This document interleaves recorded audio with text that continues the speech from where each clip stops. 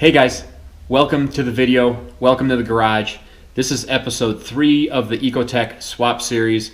In this episode, we're going to be installing the gas pedal.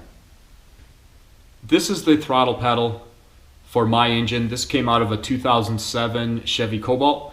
I wanted to grab the same one. This came out of the actual car that I pulled the motor out of, just to keep it simple in case there were some differences from one model to the other. It's basically just a potentiometer. When you step on the pedal, I'm sure it just is rubbing on a wiper here and registering back to the computer where the throttle is. I don't know this, but I would guess that from one model to the other, like this comes in the HHR, the Malibu, the Saturn Ion, the Saturn View, and the Chevy Cobalt. Basically from I think 2006 to 2009. So there's probably some different variations of this. But the one that I have is pretty easy to work with. It's basically flat on both sides, so that gives you some options to make some brackets to mount it. And it's got 3 holes. I'm only going to be using 2 of the holes, and that's going to give me plenty of strength. Now, if you look at this picture, this is the offset of the throttle pedal when I got it. What I was doing is sizing it up in my Baja, and I needed to tweak that pedal the other way. So in this picture, you can see I brought it down into the vise and was just slowly bending that arm over to slide that pedal over a little bit to get it where I needed it. That didn't do any damage to the rheostat. I was keeping the vise clamped on the metal only so that it wasn't putting any pressure on this plastic housing. Now I actually lucked out because there's a lot going on in my bulkhead area here with the master cylinders and the steering and the brake lines.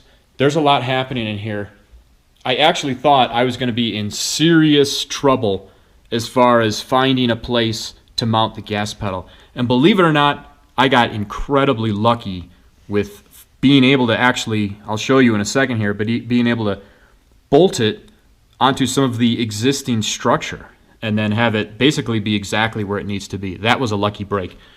One thing that I'm doing with this Ecotec swap is I'm trying to make it so that without too much trouble, I can go back to the air-cooled and then back to the water-cooled. So I want it to be so that maybe with just a day's work, maybe a little bit less, I could actually pull out the water-cooled motor and put an air-cooled back in there. So this is my throttle pedal for the air-cooled motor. I didn't want to do anything that made it so that I couldn't, without too much trouble, put this back in. So what I've done is I just laid this off to the side. I sized up where this needs to go, and then I laid out the holes and I drilled it. I will say with this chassis, there's some things that I did that I wish I could change, but it's too late. But one thing that I did do that has really paid off is I built the front here with aluminum paneling that I can just bolt off. So when it comes to working on things like the steering or the master cylinders or now the throttle pedals, being able to just take off these panels and access that bulkhead area is like really paying off. I don't know how I'd be able to intricately work on all this stuff if I actually had to like crawl down in there. That would be a hassle. So if you guys are making a chassis, I would seriously consider at least designing it so that you can take some panels off, or maybe put some access panels in there so that you can get good access to your footwell. So I've got to drill a hole right here for the throttle pedal. And it needs to be very accurate because the throttle pedal has holes already in it and they're precise and they're deep. So they need to be really close. So I already drilled the hole down here. The hole up here, I can't get my drill bit in straight. There's too much going on here. So what I'm going to do is with vice grips, I'm going to take some pieces of aluminum and I'm going to clamp them so that the drill bit won't be able to drift. It'll drive up against the aluminum, but that'll hold it in place so that I can get this hole drilled exactly where I need it. So now I've got basically it cornered in this corner, so I can just drill it, and the drill bit's going to drill where I want the hole because it can't go anywhere else.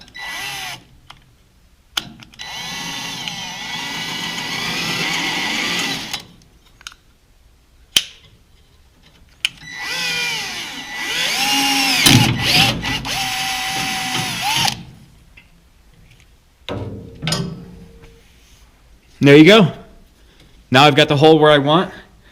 I just got to drill it out bigger, measure it out, get one drilled on the other side, and I'm good to go. So now as you can see, I've got the pedal bolted on here. I was lucky enough that I was able to use this piece of metal and put these 2 bolts through here and bolt the pedal right to it. I mean, it really made the installation easy. The weatherhead connector is right here, so it's nice and easy to get to. And I didn't have to add any extra metal, do any welding or anything. All I had to do was drill 2 holes. The holes were a little bit tricky because it's so congested in here, but I was able to get them in there. Bolt the pedal in there.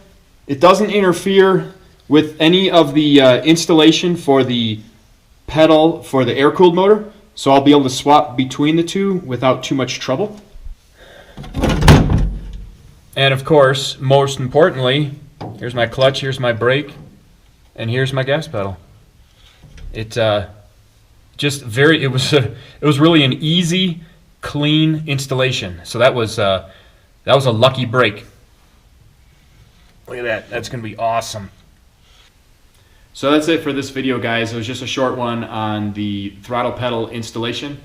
Hopefully I see you on the next one, and take care.